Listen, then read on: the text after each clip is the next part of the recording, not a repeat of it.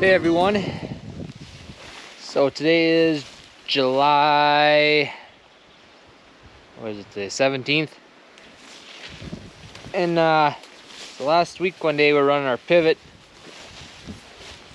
So first I'll explain we had two pivots, or they both make a half swing. They ran off of one well. So the well's on the other side of the creek here, and we got two valves there. We can shut one, open the other one up. You can run either or. But to get water from the well to the pivot that's over here, we got this big pipe. It's underground. And then it comes to our creek here, it's got to go up and over the top. So there's a kind of a brace there with the water line pipe. I think it's like 10 or 14 inches. I'm not sure what it is exactly. But then that conduit there's the power source. So last week, one day, Dad turned it on to run it on this side of the creek where our hayfield is. And we own, so that pivot, half of it covers ours, half covers the neighbor's. And so Dad told the neighbor, Bobby, just keep an eye on it. Dad it was the night he left for something, went to a friend's house with Mom. He said just keep an eye on it. They got a lot of pivots. They're always out checking them out and stuff. And all of a sudden he checked it that night. Pivot wasn't working. I don't know exactly what he did. I'm assuming he realized there's power there, but this wasn't getting water, so he probably came over here, checked the valves, that was open. This wasn't getting water to it, so he had to investigate. Well, it didn't take very long to figure out what the problem was.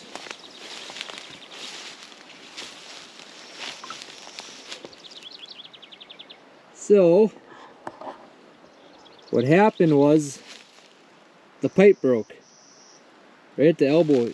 Not the top here, but underground. So where it comes here, it goes down, gets underground, then it shoots out across the field. So way over there, it's about, I don't know, 300 yards. But this big hole here should not be here. It washed out about a good 6 feet of ground. There's a bunch of grass and stuff, but yeah, just ate away that whole ground here. And how that happened, I'm not really sure. Bobby kind of thinks that in the spring, when the snow melts off and stuff, this whole creek basically gets flooded. Like from where I'm standing right now, it's up over my head probably. So we're guessing that current and all that water and stuff probably picked up this pipe. Either picked it up and moved it. It's in the ground good, but you get that much water and the ice chunks and stuff. So we're thinking that probably picked this up here. Then when it settled back down, it kinked the pipe, and probably what ended up snapping it. Which to me is kind of weird. It happened in the middle of the summer now, because we've ran this pivot, I don't know, 6-8 times already, and it's been running fine. But why it finally gave out now, I don't really know. I would almost think that probably the spring, it probably maybe started a little hole down there. And as it was running, it just washed out below it. And now it finally settled it enough to kink that other pipe and break it off. Is my guess. I don't really know. But we got a little headache here now.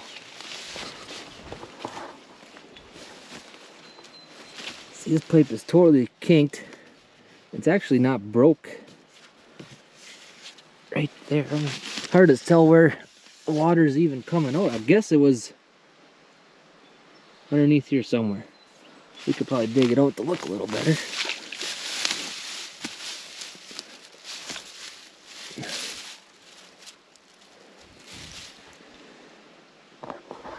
But yeah, anyways, this needs to get fixed.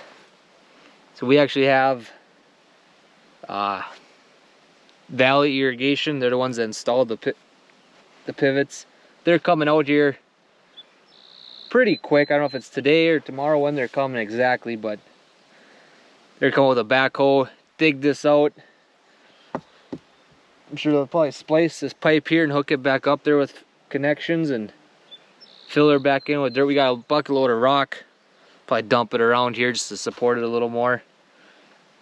This sand, we're in our sand ground obviously, and it is pure sand. You can even see what the soil is like here.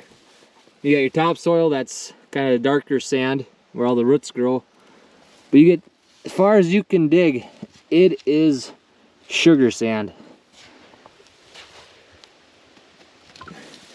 Makes for good sandboxes, but that's about it.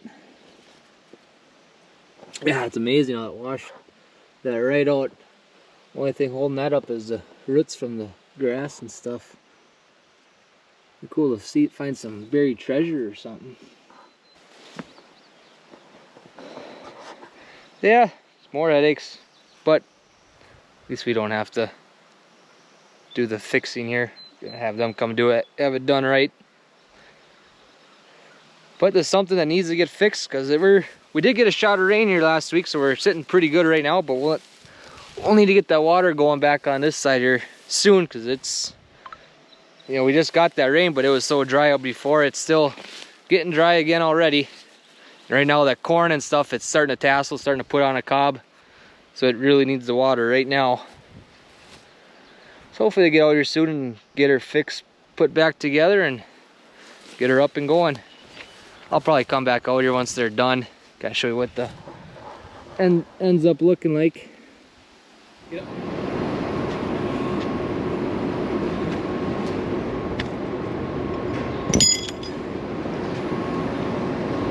Alright, some more fixing today. So on this pen here we got 2 stalls. This one and one that is 4 down. So where they're attached to the wall here, it broke loose. So they are those bolts that hold these stalls to the wall. They're just cement anchors. We gotta fix these up a few times a year. There's a half a dozen or so fall off, and like I said in all the other videos, if cows can touch it, they wreck it. That's basically what happens here.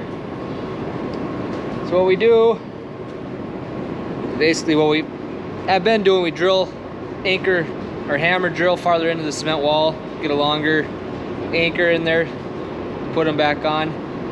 As you do it over time, more and more you do it, this hole here starts to get looser and looser. And what happens, the cows, they rub on it, and the more it wiggles, the more loose it gets, and they end up falling out.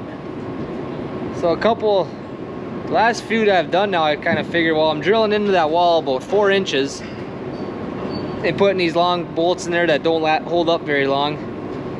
So kind of thought about it a little bit, and that wall's only 6 inches thick. So now I've decided we just drill holes right through the outside and run an actual bolt through it, put a nut on the outside, and they hold up a lot better. It's been working well. I'm sure in the future, pretty much all these stalls will probably have that done. So that's what we're gonna do here today. Got to fix a couple here, then in the old half of the barn, there's some stalls too that are busted, and that's a little different. They're different stall, kind of a different deal altogether, but we'll see if we get to there today. Alright, but first I gotta loosen this up. This is what keeps it tight to the neck rail, and I can't move this very good back and forth. I can pick it up, but it won't slide, so just gotta loosen that up so we can get the holes lined up to where they need to be. Start drilling.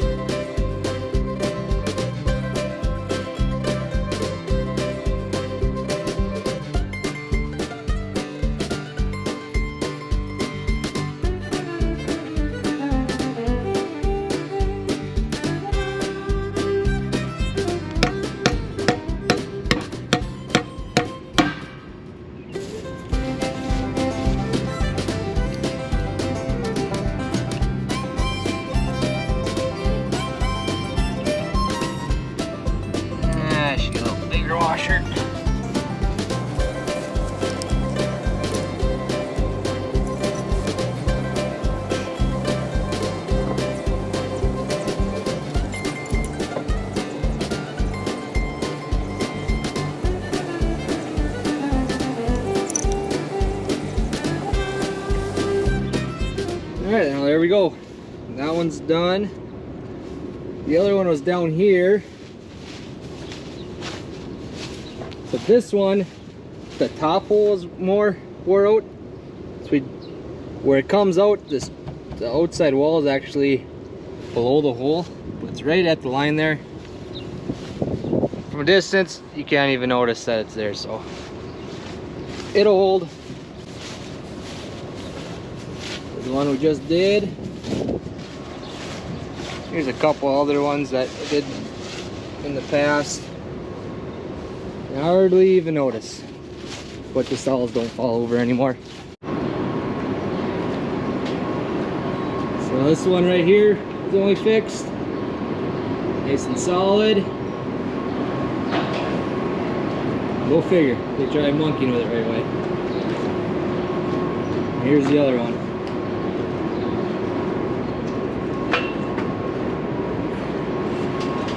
Loose yet. I gotta tighten these back up, but now we're good for a while. This whole pen, all the stalls are sitting pretty good. So we'll tighten these up and they'll be good till the next one breaks. Alright, so in the old half of the barn here, we got a handful of stalls that are busted. This one's all sorts of mangled. It's twisted up and it broke loose from here. So these are totally different stalls. They're probably 15 years old now. And everything on here is welded. These stalls are welded to this big channel iron here. It's kind of a bugger to get a welder in here. So what I've been doing is just drilling holes through this brace here and through this channel iron, running bolts through. This one's holding, if this bolt wasn't here, it totally fell off. So for this one, I have to drill a hole through the bottom one and just tighten this one back up, maybe put a new bolt in there, get it straightened out. This one, the top busted off, the weld broke. That one's right in line with that post, so I might have to drill a hole through that post, run a bolt all the way through it, just to pick it back up. And then, which other one was busted? This one? Yeah, this one here, I kind of moved it now. But, so what happens here is a bolt that goes through the actual stall into this bracket, but this bracket rusts out. So I've been doing is drilling a hole just an inch above it, running a new bolt through there, and that holds it up. Like right now it's actually sitting where it should be, kind of. Before this was down and over here and the stall was hanging. And this one, this stall's loose because this bracket here is not functioning quite right. We can get new ones of these. But yeah, this old side always needs some work. The outside wall is always really good. That one, all them stalls are nice. They haven't fallen apart too bad. But this inside one, I'm not sure why. It's always like laying there more. They're always, when they get up, kind of puts more pressure on them or what. But, so we're always putzing with them. These, like I said, these stalls are like 15 years old. They're in need of getting replaced here in the near future. We just keep fixing them up and getting them along as far as we can until we really need to do something about it. So we'll start getting after it.